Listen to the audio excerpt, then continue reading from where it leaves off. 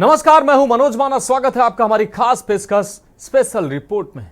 आज हम सबसे पहले बात करेंगे दिल्ली एनसीआर में प्रदूषण के हालात की, जहां प्रदूषण धीरे धीरे बढ़ता जा रहा है। एक्यूआई जो है वो खतरे के निशान के पार पहुंच गया है। साथ ही हम बात करेंगे महाराष्ट्र और झारखंड की चुनाव की तारीखों के ऐलान की, और चलते चलते बात होगी सुल्तानपुर में दुर्गा पूजा की अनोखी परंपरा की। तो चलिए चलते हैं खबरों के विस्तार में।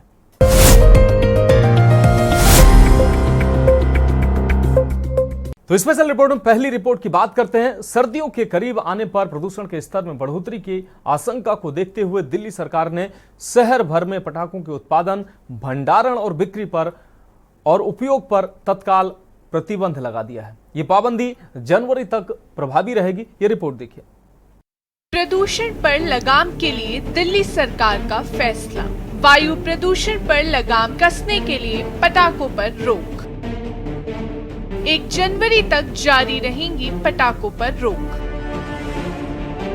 सर्दियां आने के साथ दिल्ली में वायु प्रदूषण बढ़ने की आशंका। पराली जलाने, हवा की रफ्तार कम होने की वजह से बढ़ जाता है वायु प्रदूषण। प्रदूषण की 3 बड़ी वजह हैं: धूल, गाड़ियां और बायोमास जलाना। पर्यावरण मंत्री गोपाल राय ने लोगों से की सहयोग की अपील। सर्दियां आने के साथ दिल्ली में वायु प्रदूषण बढ़ने की आशंका है। इसे देखते हुए राज्य सरकार ने सोमवार से पूरे शहर में पटाखे बनाने, रखने, बेचने और इस्तेमाल करने पर रोक लगा दी। रोक 1 जनवरी तक रहेगी।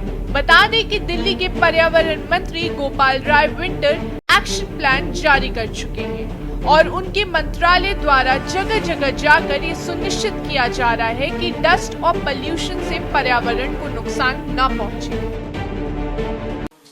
दिल्ली के अंदर जो एक्यूआई है वो पुअर कैटेगरी में जाता हुआ दिख रहा है, और उसमें जो मुख्य वजह समझ में आ रही है कि अब टेम्परेचर जो है तेजी से डाउन जा रहा है। सर्दियां बढ़ रही हैं, हवा की गति कम हो रही है, बारिश बंद है। तो अब विपरीत मौसम में एक्यूआई के स्तर को, प्रदूषण के स्तर को कम करने के लिए जो केंद्रीय वायु गुणवत्ता प्रबंधन आयोग है, उन्होंने ग्रैप के 4 चरण निर्धारित किए हैं। दिल्ली व एनसीआर में प्रदूषण के हालात। धीरे धीरे प्रदूषण बढ़ता जा रहा है। एक्यूआई खतरे के निशान के पार। ग्रेटर नोएडा, गाजियाबाद और दिल्ली के कई इलाकों में 300 के पार। आपको बता दें कि रोक का ऐलान करते हुए दिल्ली के पर्यावरण मंत्री गोपाल राय ने शहर के लोगों से अपील की है। उन्होंने प्रदूषण पर अंकुश लगाने में सरकार का साथ देने को कहा। वहीं दिल्ली प्रदूषण नियंत्रण समिति ने रोक लागू करने के लिए विस्तार से निर्देश जारी किए हैं। ये रोक हर तरफ के पटाखों पर लागू है। इसमें ऑनलाइन बेचे जाने वाले पटाखे भी शामिल हैं। रोक का मकसद बढ़ते प्रदूषण को रोकना है। सर्दियों में पराली जलाने, हवा की रफ्तार कम होने और मौसम से जुड़ी दूसरी वजहों से वायु प्रदूषण बढ़ जाता है। आज से दिल्ली के अंदर पटाखों के उत्पादन, भंडारण, वितरण और उपयोग पर 1 जनवरी तक के लिए प्रतिबंध लगा दिया गया है, जिससे कि जो पटाखों की वजह से जो पोल्यूशन होता है उसको कम किया जा सके। जैसे धूल के प्रदूषण को नियंत्रित करने के लिए सख्ती बरती जा रही है, वैसे ही अब गाड़ियों के ऊपर जो पोल्यूटेड जो गाड़ियां हैं उन पर भी सख्ती बरती जाएगी, जिससे कि जो पोल्यूशन हम पैदा करते हैं उसको कम कर सकें। आज के बाद से सभी लोग अपने यहाँ कंस्ट्रक्शन साइट पे नियमों का पालन करें। आज से पूरे दिल्ली में एंटी डस्ट अभियान तेज हुआ है। पूरे दिल्ली के अंदर 523 टीमें जो हैं वो फील्ड पे विजिट करना शुरू की हैं। अभी आज हम यहाँ पर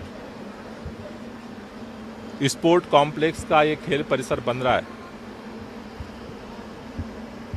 यहाँ पे हमने औचक निरीक्षण किया है और यहाँ पर भी तमाम निर्देशों के बावजूद नियमों का उल्लंघन पाया गया है।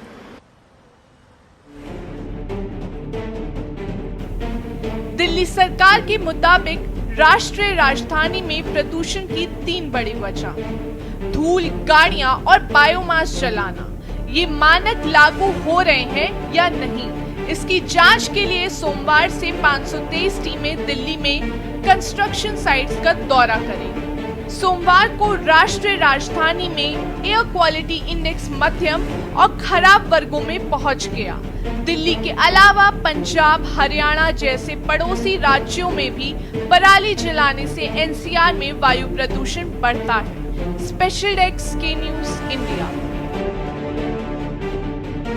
तो स्पेशल रिपोर्ट में एक ब्रेक का वक्त है और ब्रेक के बाद जल्द हाजिर होंगे। तो स्पेशल रिपोर्ट में अगली रिपोर्ट की बात करते हैं। महाराष्ट्र और झारखंड की चुनावी तारीखों को लेकर कई दिनों से चला रहा सस्पेंस अब खत्म हो गया है। चुनाव आयोग ने दोनों राज्यों के चुनाव की तारीखों का ऐलान कर दिया है।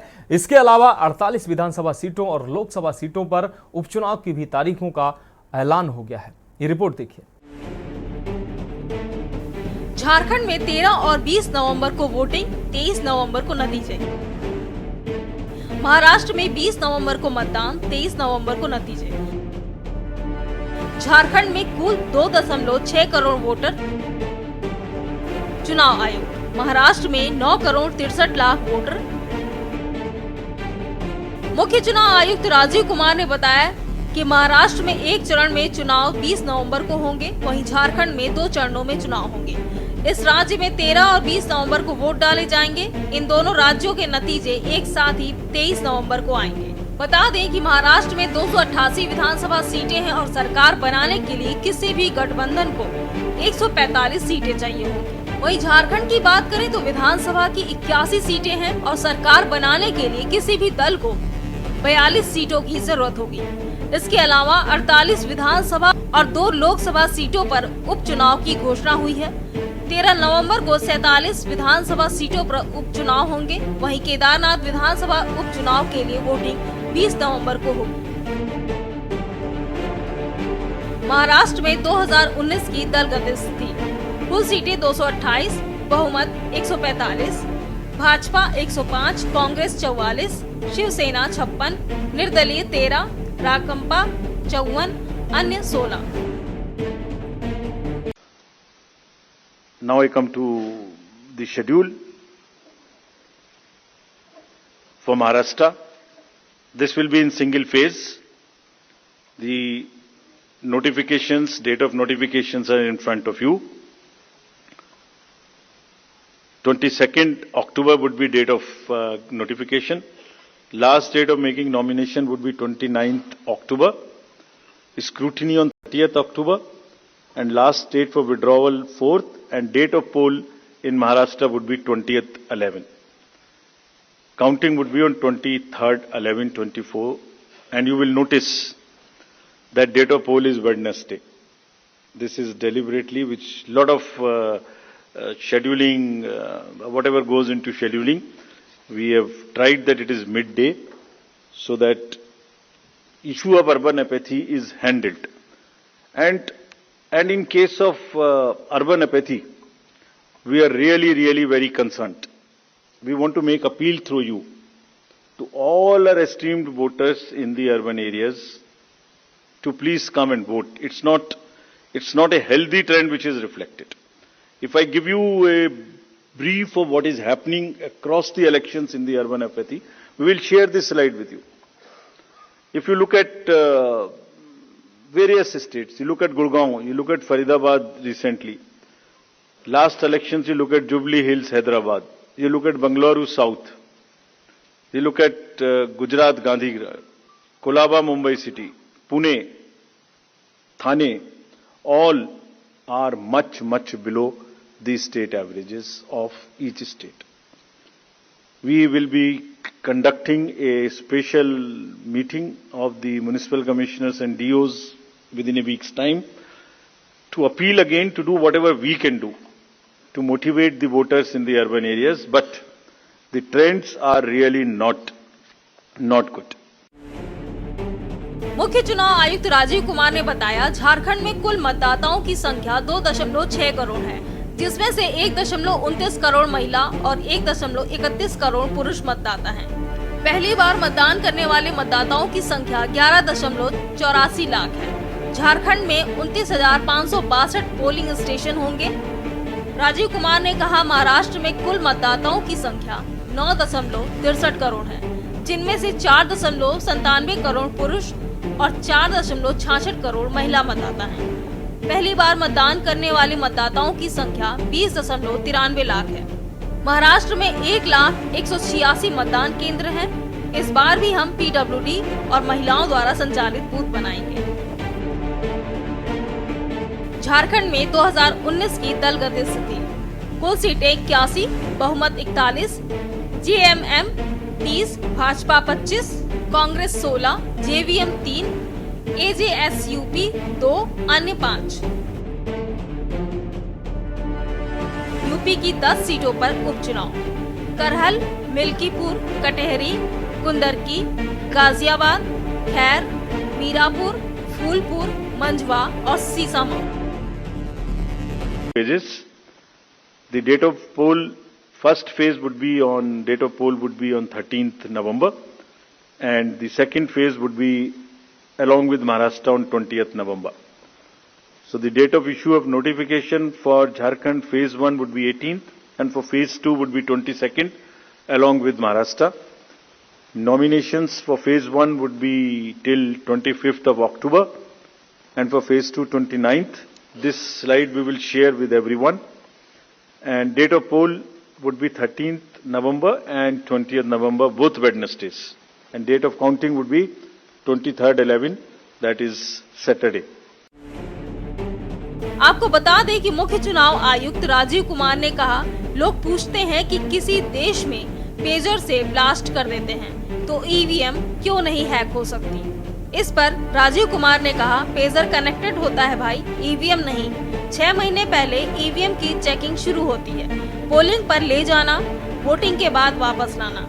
हर एक स्टेज पे पॉलिटिकल पार्टी के एजेंट या कैंडिडेट मौजूद होते हैं। जिस दिन कमीशनिंग होती है उस दिन बैटरी डाली जाती है। वोटिंग से 5 से 6 दिन पहले कमीशनिंग होती है, इस दिन सिंबल डाले जाते हैं और बैटरी डाली जाती है। बैटरी पर भी एजेंट के दस्तखत डाले जाते हैं। स्ट्रॉन्ग रूम में जाती है, यहाँ भी 3 लेवल की चेकिंग होती है। जिस दिन पोलिंग के लिए निकलेगी तब भी यही प्रोसेस होगी, वीडियोग्राफी होगी, नंबर भी शेयर होंगे। ये मशीन यहाँ बूथ पर जाएगी, फिर चेकिंग होगी, वोट डालकर देखे जाएंगे। पूरे दिन वोटिंग हुई, फिर मशीन लॉक, फिर दस्तखत और हिसाब किताब होता है। 20 शिकायतें आई हैं, हम हर सवाल का फैक्चुअल जवाब देंगे, जल्दी देंगे। अगला भी कुछ आएगा, रुकेगा नहीं। स्पेशल डेस्क के न्यूज इंडिया। तो स्पेशल रिपोर्ट में आप बात करेंगे अनोखी दुर्गा पूजा की। यूपी के सुल्तानपुर में देवी दुर्गा की पूजा की अनोखी परंपरा है। विजयादशमी यानी दशहरे में उत्सव की शुरुआत होती है। यहाँ भव्य सजावट और दुर्गा जागरण से अलौकिक माहौल बनता है। आपको बता दें कि 1959 में पहली बार डोली पर शोभा यात्रा निकाली गई थी। इस रिपोर्ट को देखिए।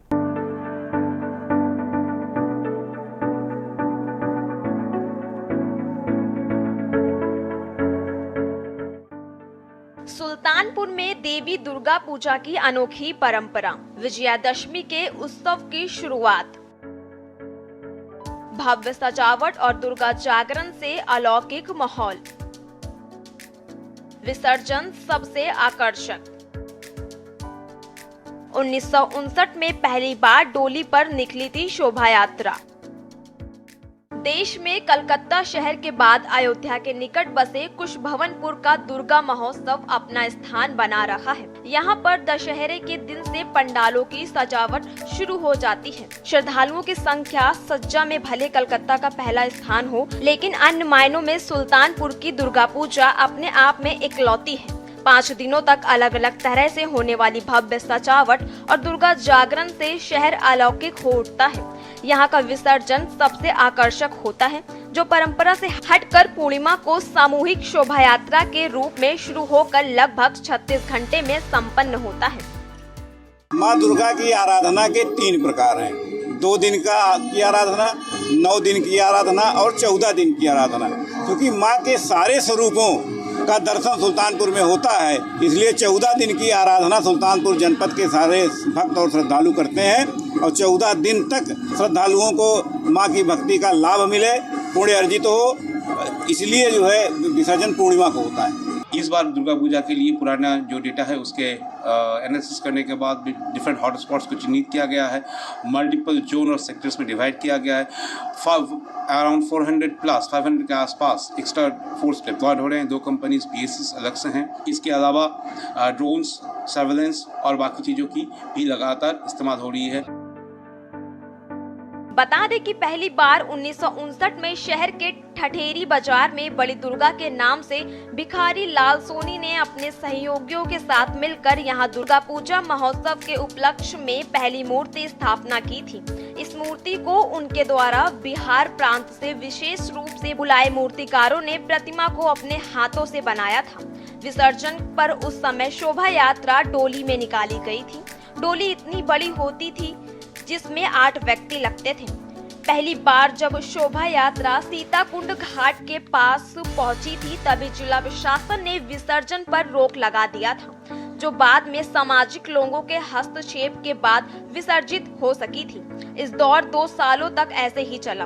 1961 में शहर के ही रुहट्टा गली में काली माता की मूर्ति की स्थापना बंगाली प्रसाद सोनी ने कराई और फिर 1970 में लखनऊ नाका पर कालीचरण उर्फ नेता ने संतोषी माता की मूर्ति को 1973 में अष्टभुजी माता, श्री अम्बे माता, श्री गायत्री माता, श्री अन्नपूर्णा माता की मूर्तियां स्थापित कराई गयी। इसके बाद से तो मानो जनपद की दुर्गा पूजा में 4 चांद लग गया और शहर, तहसील, ब्लॉक और गाँवों में मूर्तियों का तांता सा लग गया।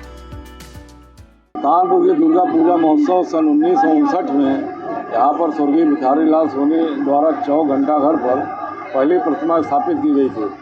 उसके बाद धीरे धीरे करके प्रत्येक वर्ष 2 प्रतिमा, 4 प्रतिमा माँ के विभिन्न स्वरूपों को यहाँ पर स्थापित की गई है। पंडाल पर भव्य तरीके से पंडाल सजाए जाते हैं।